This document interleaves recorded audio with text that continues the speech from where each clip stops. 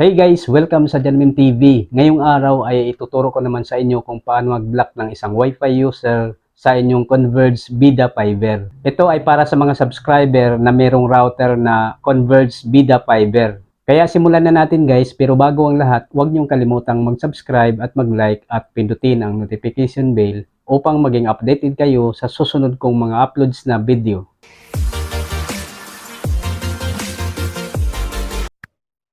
So ganito yan guys, bago tayo magsimula, kailangan nakakonect na kayo sa inyong Wi-Fi router. At kung connected na kayo, ang unang gagawin natin ay mag-open ng internet browser. Kahit anong internet browser ay pwede nyo gamitin. So itap lang natin itong Chrome. Then pag nag-open na siya, itype lang natin dito sa address bar yung IP address ng Converge Vida Fiber, itong 192.168.1.1.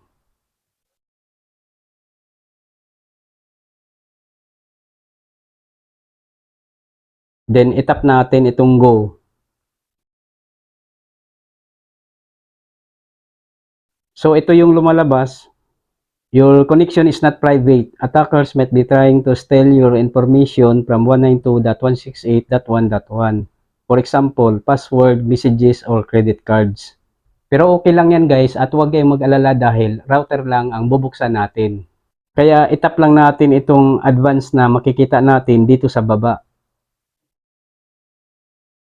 Then meron na namang warning dito.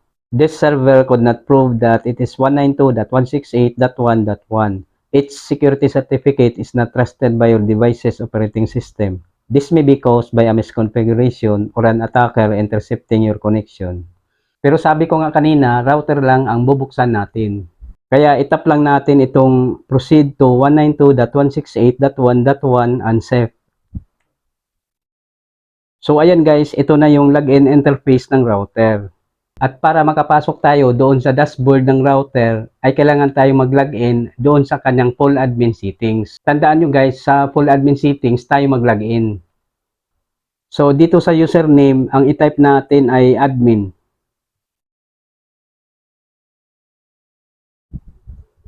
At sa password naman ay converge at ZTE123.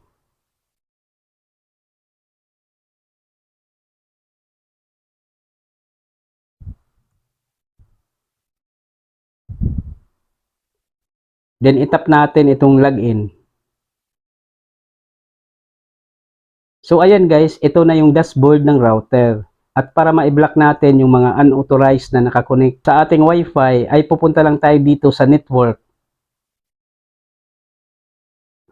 Then dito, meron tayong makikitang dalawang Wi-Fi network. Itong WLAN Radio 2.4G at WLAN Radio 5G.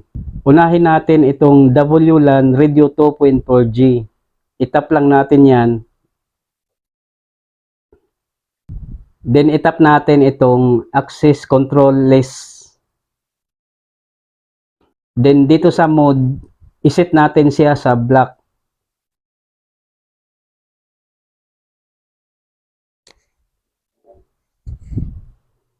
Ibig sabihin, lahat na MAC address ng cellphone na ilagay natin dito ay hindi na pwede makapag-connect sa ating Wi-Fi kahit alam nila yung ating Wi-Fi password. Then dito naman sa MAC address, dito natin ilalagay yung MAC address ng cellphone na gusto nating i-block. So para malaman natin kung mayroong mga unauthorized na nakakonect sa ating Wi-Fi, ay pupunta lang tayo dito sa associated devices. So ayan guys, makikita natin dito yung lahat na nakakonect sa ating Wi-Fi router. At itong mga nakalagay dito na MAC address ay nagre-represent sa bawat cellphone na nakakonect sa Wi-Fi. Halimbawa, kung meron tayong gustong i-block dito, ang gagawin lang natin ay i-copy yung kanyang MAC address. Ayan. Then pagkatapos, punta ulit tayo dito sa access control list. Then ilagay natin dito yung kanyang MAC address.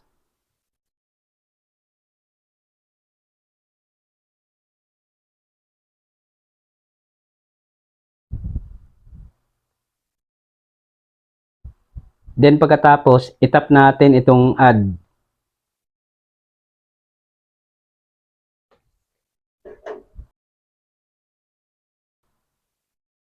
So ayan guys, nakalagay na dito sa baba yung kanyang MAC address. Ibig sabihin, nakablock na siya dito sa ating Wi-Fi router.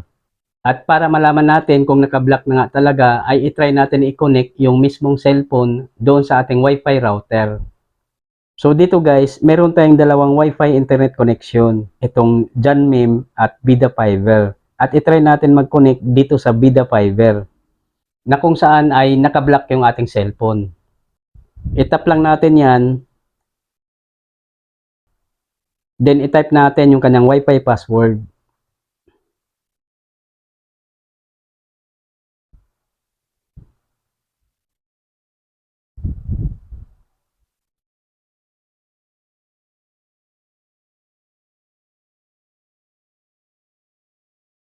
Ayan guys, ang nakasulat dito, could not connect to network.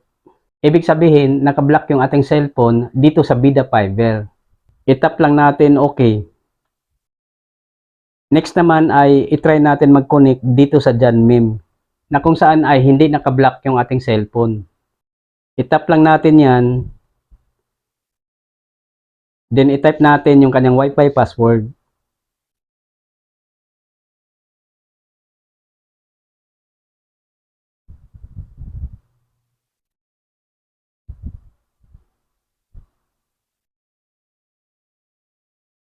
Then tap connect.